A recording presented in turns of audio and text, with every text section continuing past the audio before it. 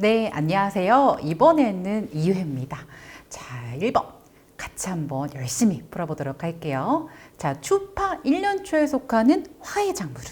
그래서 꽃에 관련된 건데, 추파 언제 파종한다고요? 가을에 파종한다고요. 그리고 몇 년 산다고요? 1년 사는 거예요. 그래서 가을에 파종해서 언제 보는 거예요? 봄에 보는 걸 얘기합니다. 그래서 많이 봄에 보시겠지만 이 칸나는 뭐예요? 구근입니다. 구근. 그래서 이제 종자로 아니라 우리가 이제 구근을 가지고 심는 구근이고, 이 펜지 맨드라미 세비어 이거는 1년 초 그래서 파종하는 그런 종류의 화인데요.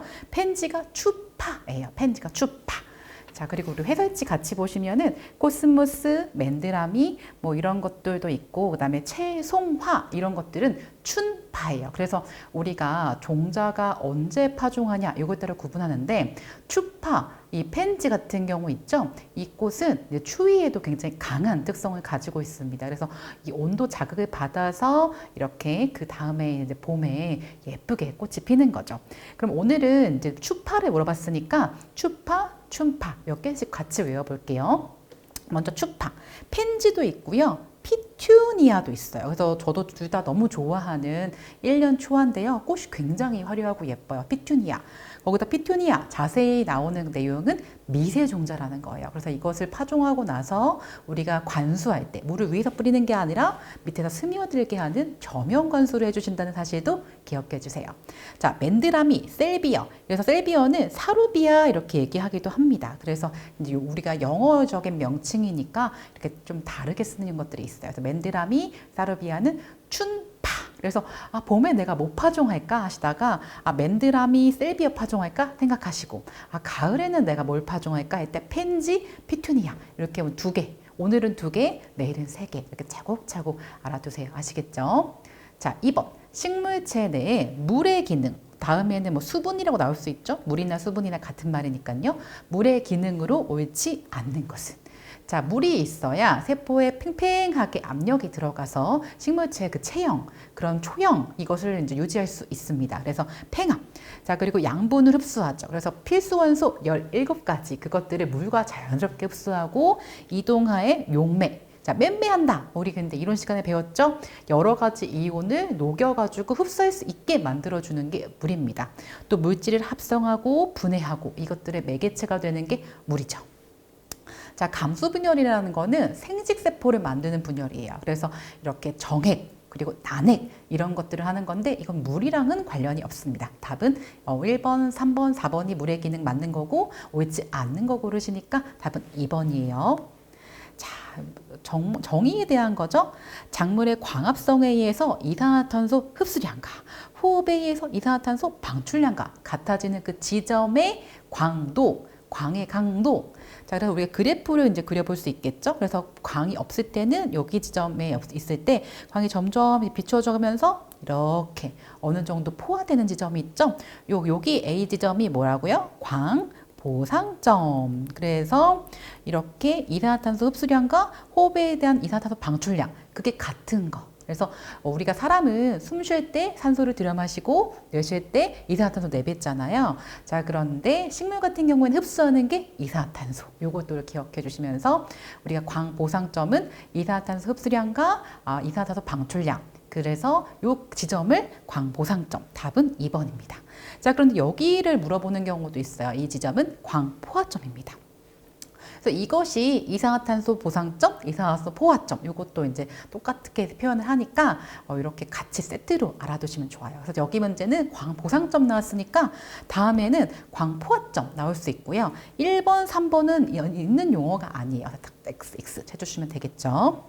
자, 그 다음에 단일 일정 조건에서 개화 억제를 위해 딱 끊어주시고, 야간에 보강을 실시하는 작물은 낮의 길이가 짧고 밤의 길이가 길어요. 가을철인데 이 가을철이 될 때 개화 억제를 한대요. 그러니까 가을철에 낮의 길이가 짧을 때 개화가 되는 그런 식물인데, 개화를 억제를 위해서 야간에 보강, 낮의 길이를 길게 만들어 주려고 하죠. 그것은 뭘 물어보는 거예요? 단일 식물을 얘기하는 겁니다. 단일 식물. 그것을 다른 말로 뭐라 그래요? 장야 식물이라고 하죠. 자, 우리 같이 따라해 볼까요? 장야 식물. 단일 식물. 그래서 이 단일 식물의 대표적인 거 국화가 있죠. 자, 그리고 가지, 토마토 이것들은 이제 과채류잖아요. 그래서 이런 것들은 보통 우리가 이제 광무관계 이런 이제 작물들이 많죠. 그래서 그렇게 이제 생각해 주시면 좋을 것 같아요. 답은 3번. 자, 55번도 정의에 관련된 거예요. 건물을 1g 생산하는데 필요한 수분량인 요수량이 가장 높은 작물은 요수량. 우리가 어떤 식물을 딱 생산할 때 그 건조한 그 식물체의 그 부분을 생산하는데 필요한 물의 양. 요것을 이제 정의를 내릴 때, 다 높다. 이것은 우리가 과채소 종류를 생각하시면 좋아요. 기장, 그다음 옥수수, 밀, 다 식량작물에 속하고, 기장과 옥수수는 잡곡, 밀은 맥류에 속하죠. 호박은 우리가 과채류입니다. 그래서 이런 것들은 좀 물에 필요한 요구량이 높죠. 답은 4번이에요. 자, 종자 번식에서, 그러니까 종자, 씨앗으로 번식하는 건데, 자연 교잡률, 같은 말로 타가수정률입니다. 자연스럽게 외부 것과 교잡, 우리가 섞인다는 거예요. 이거 다 타가수정, 이런 비율이 4% 이하인, 딱 끊어주시고, 자식성, 같은 말로 자가수정 작물에 속하는 거. 그러니까 쉽게 말하면 자가수정 작물과 타가수정 작물을 구분해서 고르시라는 거예요. 그래서 우리가 이제 1번. 토마토는 자가수정 작물입니다. 대표적인 자가수정 작물. 그리고 뭐 가지, 그다음에 상추 이런 것들을 골라주실 수 있겠죠. 나머지 거 양파, 그다음에 이제 메리골드, 베고니아. 자, 메리골드를 이렇게 쓸 수도 있어요. 그래서 여기는 이제 I로 나왔는데 이렇게 다른 책 대부분은 사실은 어이로 나오거든요. 그래서 우리가 양파, 메리골드, 베고니아는 이제 타가수정하는 그런 특징이 있습니다. 그러니까 타가수정도 다음에 나올 수 있죠. 그래서 타가수정은 뭐다? 자식률이 5% 이하이다라고 생각을 하시고, 이 말 하나 때문에 좀 헷갈려요. 그래서 자연교잡률 하면은 뭐다? 타가수정률인데 이 자연교잡률이 4% 이하다. 그러면 자가수정률이 몇 %예요? 96% 정도 되는 거죠. 그래서 우리가 100%라는 거는 이런 과학계에는 좀 드문 상황이에요. 그러니까 이렇게 많은 확률이 높은 그런 것들 생각해 주셔야겠죠. 토마토 어떤 식물이요? 자가수정 작물. 자, 57번. 병해충 방지하고 싶어요. 그럴 때 생물학적 방지할 때 가장 많이 하는 게 천적이죠. 그래서 우리가 이번에는 이렇게 간단하게 나왔지만 뒤에 봐서는 예시문들도 보시겠지만 이 천적에 대한 짝꿍처럼 나오는 것들을 생각해 주셔야 돼요. 온실가루이라는 이제 해충이 생겼어요. 그럼 이 해충을 이렇게 방지할 수 있는 천적. 온실가루이, 촌발. 그래서 짝꿍이 있습니다. 그래서 그거까지 생각해 주셔야 돼요. 자, 윤작, 돌려짓기적 작부체계를 개선한다. 이것은 우리가 재배적 방제입니다. 재배적. 같은 말로 경종적 방제입니다. 그래서 작물을 재배하면서 그 과정에서 하는 거고, 두 번째 멀칭, 자외선 차단한다. 이것은 물리적, 같은 말 뭐죠? 기계적입니다. 자, 태양열도 마찬가지죠. 뜨겁게 온도를 높여서 하는 것들은 물리적 소독입니다. 그래서 이런 것들 딱 보시고 총 6개 있잖아요. 그런 것들을 생각해서 구분하시는 것들이 되게 중요해요. 그리고 이걸 종합적으로 하는 걸 뭐라 그런다? IPM까지 연결해 주시면 됐습니다. 자, 드디어 앞서서 나온 천적에 대한 예시가 나왔습니다. 자, 잎응애류가 생겼어요. 그럼 이거를 어떤 걸로 이제 우리가 천적, 생물학적 방제를 하냐? 칠레 일이응애로 잎응애를 이제 방제하고, 진딧물이 생겼다. 그럼 온실가루이가 아니에요. 이거 둘 다 해충이거든요. 온실가루이가 생기면 어떤 걸로 이제 천적을 한다고요? 온실가루이 존펄. 그러니까 진딧물은 사실은 이거에 해당되는 천적이 좀 많아요. 그래서 무당벌레 이것도 해당되고요. 자, 총체벌레, 애꽃노린재 막 이런 것도 여러 가지 생각해 볼 수 있는데요. 자, 답은 2번. 진딧물류, 온실가루이. 이게 4번도 쉬워요. 굴파리가 생겼다. 그럼 굴파리, 촌벌. 온실가루가 생겼다. 온실가루이, 촌벌. 이렇게 짝꿍처럼 맺어주시면 되겠죠. 자, 59번입니다. 이것도 정의에 관련된 문제예요. 작물이 생육하고 있어요. 내가 두둑을 만들었거든요. 그래서 이제 멀칭 빌림도 하고 했는데 이랑 사이에 이런 사이에 그 흙을 긁어 모아서 약간 이렇게 긁어 모아서 주는 것, 긁어 모아서 주는 것을 배토라고 합니다. 긁어 모아가지고 어디다 줘요? 작물 그루 밑에, 작물 심어진 그 줄기 이 밑둥 밑에 여기다가 흙이 이제 비가 오면 흙이 딸려 나가니까 거기다 모아주는 거죠. 이것을 배토라고 합니다.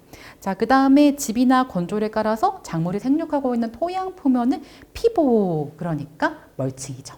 그러니까 집이나 건초를 깐다는 거는 되게 친환경적인 방법인데 우리는 이제 비닐 멀칭을 사실 많이 쓰시죠? 그러니까 비닐 색깔에 따라서 검은색 멀칭이면은 잡초 제거하고 흰색 멀칭, 흰색이라기보다는 좀 투명한 거는 땅의 온도를 좀 높여주고 이렇게 합니다. 상황에 맞게끔 하시는 거예요. 자, 그리고 중경이 좀 헷갈리실 수 있는데, 중경이 이제 우리가 이 사이사이에 긁어가지고 이제 땅을 좀 쪼개주고 하는 그런 겁니다. 간다는 거죠. 경운기. 자, 60번. 영양번식에 관한 설명으로 옳지 않는 것은. 자, 영양번식. 식물만이 할 수 있는 거죠. 무슨 원리에 의해서? 형성능. 전체를 형성할 수 있는 능력이 있기 때문이에요. 그래서 우리가 이렇게 종자번식 하는 것보다 과수나 이렇게 화의 그 나무 같은 경우에는 이렇게 영양번식해서 모목으로 이렇게 번식하고 이러면 결실하게 되는 우리가 원하는 목표인 과실이나 꽃을 볼 수 있는 그런 시기를 단축시킬 수 있죠. 자, 그리고 내가 정말 이게 너무 예뻤어요. 그래서 이것의 모주, 원래 있던 식물체 자체의 유전형들을 똑같이 후기에도 계승될 수가 있죠. 그게 진짜 타고난 강점입니다. 자, 그리고 종자 번식이 불가능한 작물들이 있어요. 그래서 파인애플이라든지 아니면 바나나라든지 이런 거를 이렇게 그런 작물의 번식의 효율적인 수단으로 이렇게 영양 번식을 하게 됩니다. 자, 영양 번식 종류 몇 가지 있었죠? 같이 한번 다시 적어볼까요? 자꾸 적어보시고 자꾸 써보시고 여러분 이제 이거 합격하시면 손해평가사라는 전문가가 되시잖아요. 그래서 내가 입으로 자꾸 얘기해 보셔야 돼요. 아시겠죠? 자, 예쁜 그 나무가 있어요. 꺾어가지고 꽂습니다. 그 삽목, 꺾꽂이가 있죠. 그리고 두 가지의 접수와 대목을 합치는 접목 있었고, 휘어가지고 하게 되는 취목이 있었죠. 자, 그리고 한 식물체를 나누는 분주, 그리고 그 구군을 나누는 분구. 이렇게 있었고요. 그 다음에 조직 배양까지 이런 식으로 이제 구분을 하는 거죠. 그래서 내가 어떤 거 할까? 이것들은 이제 그 상황에 맞춰서 그 작물에 맞춰서 골라주시는 거예요. 자, 3번. 이 영양 번식의 단점이죠. 번식제 취급이 불편해요. 왜냐면 살아있는 식물체니까 굉장히 그런 관리하기가 좀 어렵고 수송하거나 저장하기 용이하다. 이것도 종자 번식에 대한 특징입니다. 그래서 그런 차이가 있어요. 아시겠죠? 자, 작휴법. 자, 우리가 효립재배라고 합니다. 효립재배, 작휴법. 내가 일항을 어떻게 만들까? 이것도 굉장히 고민이 되실 텐데요. 우리가 일항 만드는 거 총 4가지 있었죠? 자, 일항을 세우고 낮은 고랑에 파종한다. 이거는 뭐예요? 효립, 구파.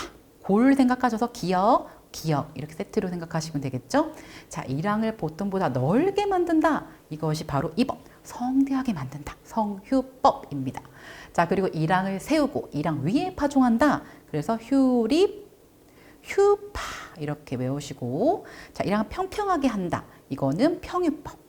사실 4번은 일항 같진 않죠. 그래서 아무것도 없이 평평하게 한 거를 평휴법. 4가지 생각하세요. 그리고 이게 잘 안 외워지시면 그림 한번 그려보세요. 이게 우리가 시각적으로 보고 실제 경험하시면 더 오래 장기간으로 남습니다. 그래서 아니면 상상을 해보는 거죠.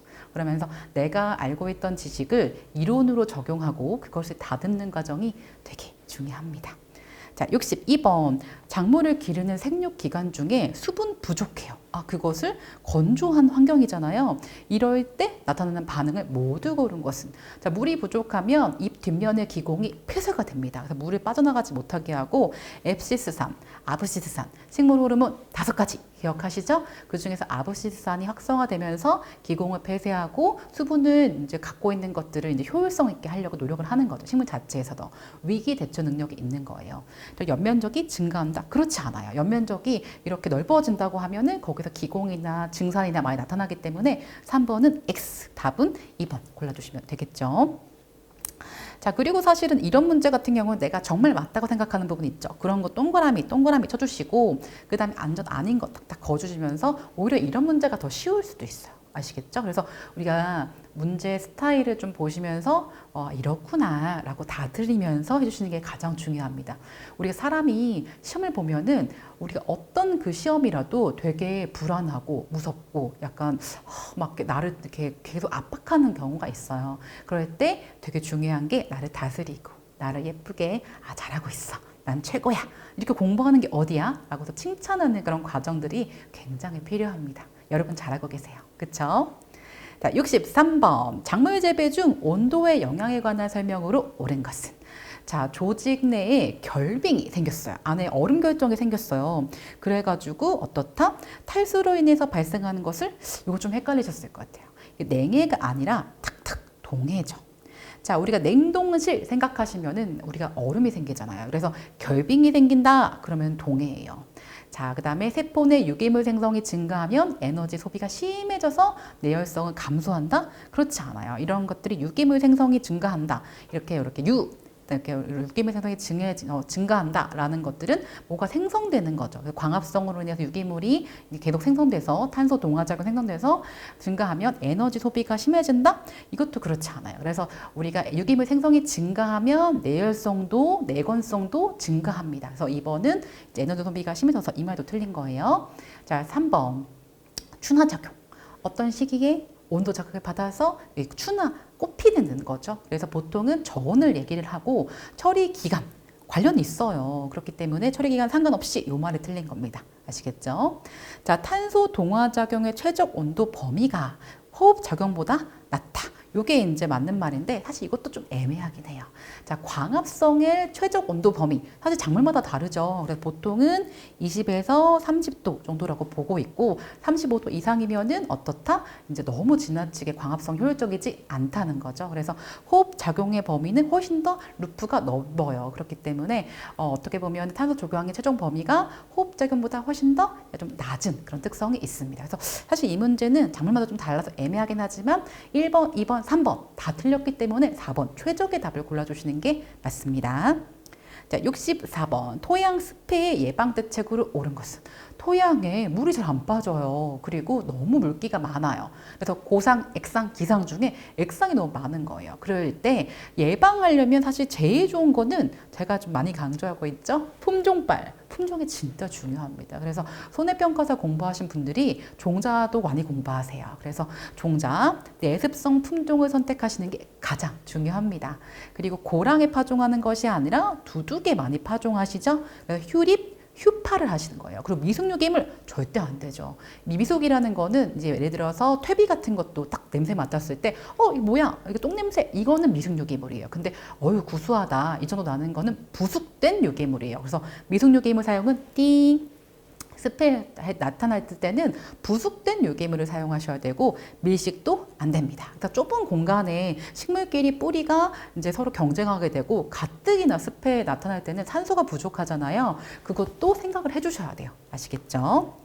자, 65번 작물에 피해를 발생시키는 대기의 오염물질. 자, 대기에 가장 큰 게 뭐 있었죠? 질소. 그 다음에 산소, 그 다음에 이산화탄소가 있었는데요. 이산화탄소는 대기 오염물질이 아니죠. 그래서 이산화탄소는 광합성에 필요한 그런 아주 소중한 탄산이죠. 탄산, 이산화탄소 기억해 주시고요. 아황산 가스, 오존, 불화수소 이것도 다 대기 오염물질이기 때문에 각각의 증상들이 있습니다. 그래서 이때는 간단하게 나왔지만 앞으로는 이거에 대한 관련된 예시들이 나올 수 있는 거죠. 자, 염해, salt, 닭 소금이라고 나와 있죠. 소금 스트레스 이거에 대한 설명으로 옳지 않는 것은 자, 우리가 전반적으로 토양에 이런 염해가 많다. 그러면 증발량이 강수량보다 더 많을 때 발생했다. 그러니까 물을 더 줘야 되는데 물을 주는 양보다 증발이 막 되는 거예요. 그렇게 보면 이 염해 같은 경우에는 이 토양에 하얗게 일어나요. 그래서 토양에 염분이 많구나 확인할 수 있고 또 다른 면으로는 비료 이런 것도 너무 많이 줬을 때 이렇게 나타납니다. 자, 그래서 수분 포텐셜이 어떻게 된다? 낮아지게 되는 거죠. 그렇게 되면은 흡수를 못 해요. 그러다 보면 작물한테 피해가 나타나죠. 그래서 염해가 나타났다. 그러면 토양 수분에서 식물이 왠지 흡수가 어려우니까 결국에 어떻다? 작물의 영양소 불균형을 초래합니다. 그래서 우리가 그런 부분들을 고민을 해야 돼요. 그래서 토양 수분 포텐셜이 높아진다가 아니라 낮아지는 거죠. 자, 우리 수분 포텐셜이 높은 데서 낮은 데로 이제 이동을 해야 되는데 수분 포텐셜이 높아가지고 이제 땅이 높고 위에 대기 쪽, 식물 쪽, 위에 쪽이 낮으면 높은 데서 낮은 데로 자연스럽게 이동되는데 이 염해가 됐을 때는 수분 포텐셜, 토양의 수분 포텐셜이 낮아진다. 그럼 흡수가 잘 안 되잖아요. 그래서 3번이 틀린 내용입니다. 그래서 수분 포텐셜, 수분 포텐셜. 평소에 우리가 잘 안 쓰는 개념이에요. 그래서 헷갈리실 텐데 기억해야 될 거 높은 데서 낮은 데로. 높은 데서 낮은 데로 그 과정에 대해서 입으로 조금 더 얘기해 보세요. 아시겠죠?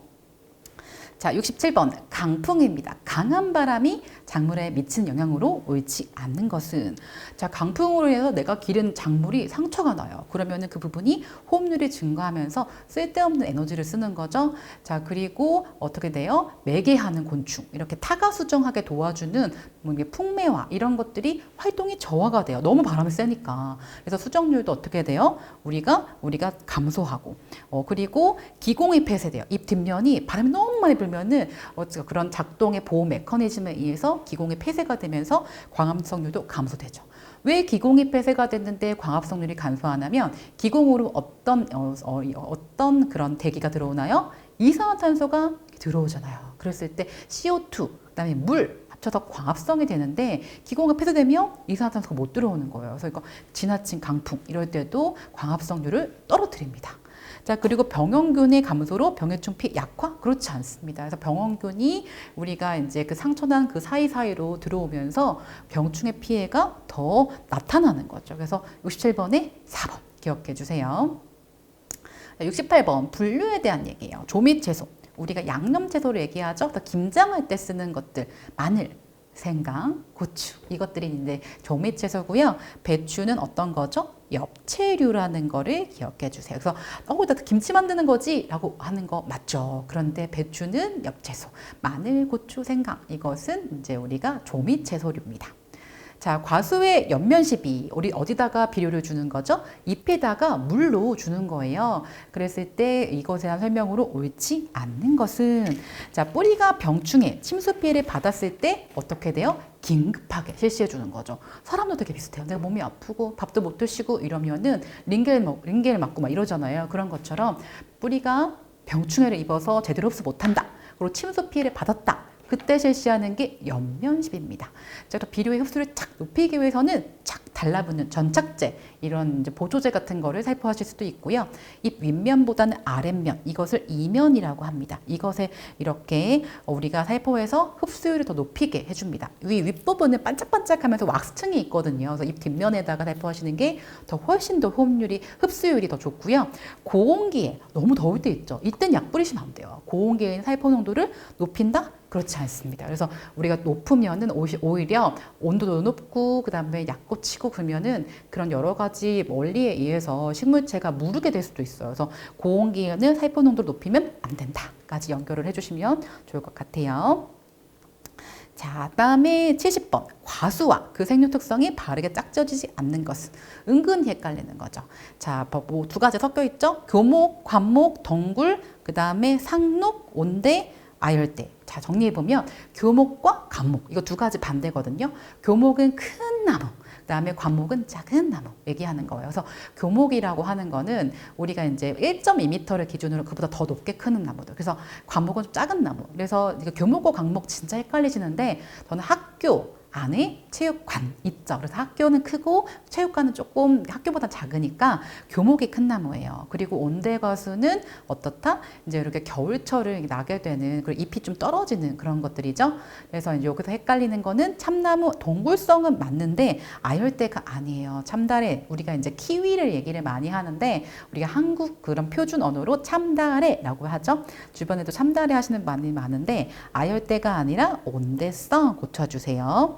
나머지 건 맞으니까 한 번 더 보시고, 자, 블루베리 한 번 더 문제가 나왔는데 블루베리의 pH가 낮다. 그래서 우리가 피트모스라는 이런 용토를 이용해서 키우는 거고, 사과 같은 경우에는 인과류, 그리고 장미과 그런 작물입니다. 그래서 그런 것들을 이제 여러 가지 융합적으로 이제 보시는 그런 센스가 좀 필요하세요. 그래서 이런 것도 한 번에 딱 익숙하지는 않아요. 그래서 내가 좋아하는 거, 내가 좀 해보고 싶은 거, 그런 것들을 한번 적어보셔서 나만의 그런 포트폴리오를 만드시는 것도 추천드립니다.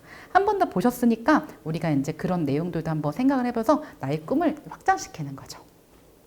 71번. 과수의 재배 조건이 과실의 성숙과 저장에 미친 영향으로 옳지 않는 것은, 자, 질소를 과다 시용하며 과실의 크기가 비대해지고 저장성도 높아진다. 이거 완전 틀린 거죠. 후기에 갈수록 질소 비율이 좀 적게 찝니다.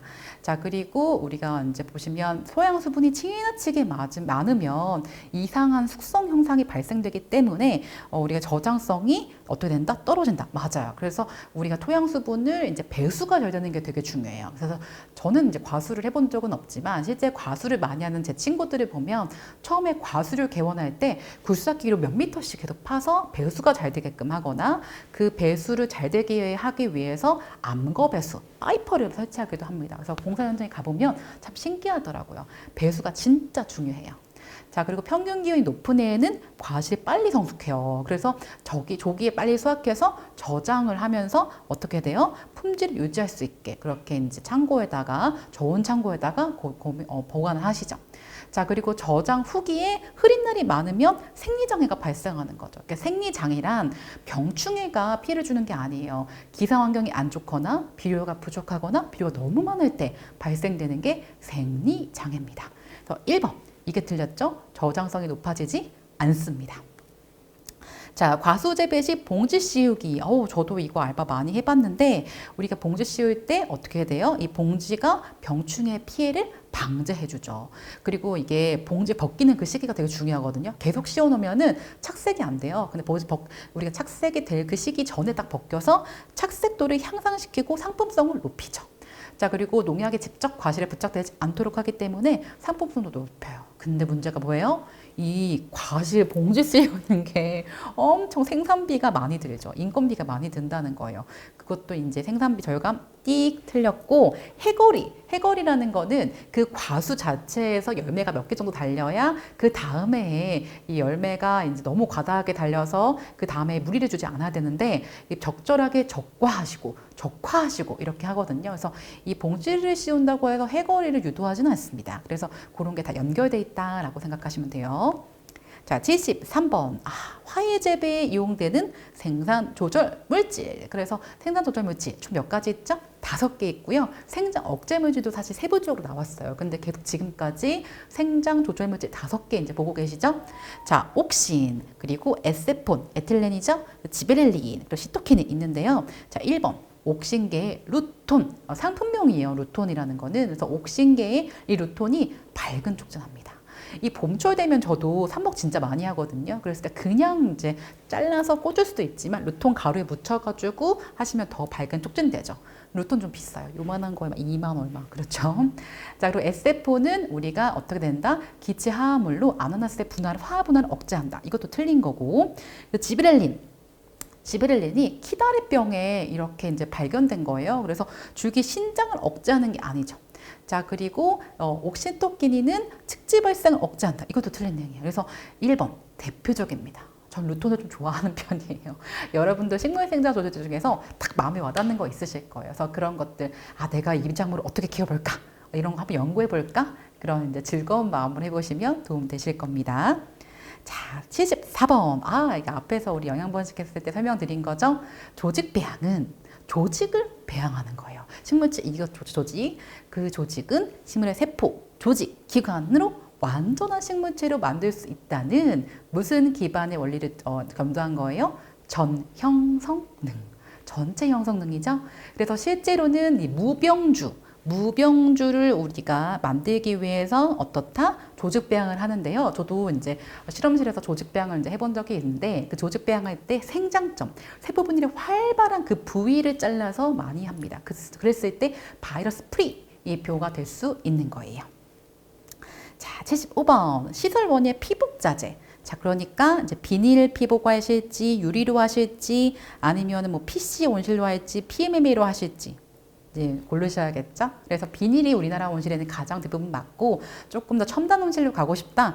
PMMA나 PC라는 그 피복제. 온실의 그런 이제 옆에 피복제 어떤 걸 할지가 되게 다른데 피복 자재 조건 이게 옳지 않은 것은 자 우리가 집을 지을 때는 좀 두껍게 하면 할수록 좋잖아요. 그 난방비나 전반적인 뭐 이런 보온이나 이런 것도 생각하는데 실제 피복 자재가 얇아야 되면서 투명해야 되고 그렇습니다. 왜 그렇죠? 식물은 광합성을 해야 되니까 그렇죠.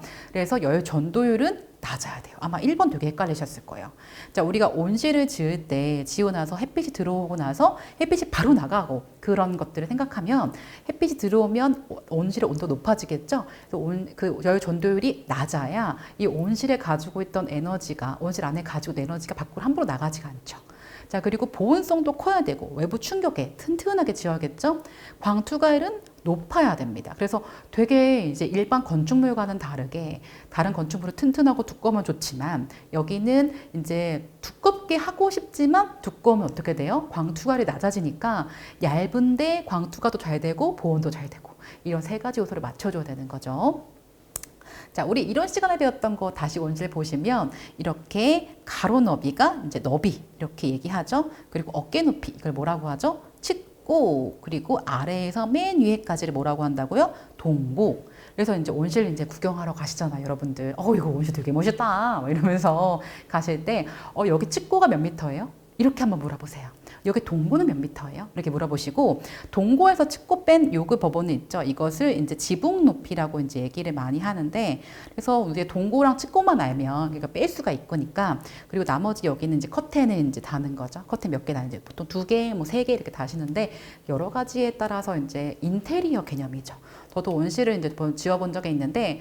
고민스러워요. 예, 싸면 싼 대로 여러 가지가 있어서 여러분이 온실도 공부하시고 식물도 공부하시면서 여러분만의 즐거운 생각을 하면서 손해평가사로 전문성을 차곡차곡 쌓아나시길 바랍니다. 오늘도 열심히 하셨죠? 화이팅입니다.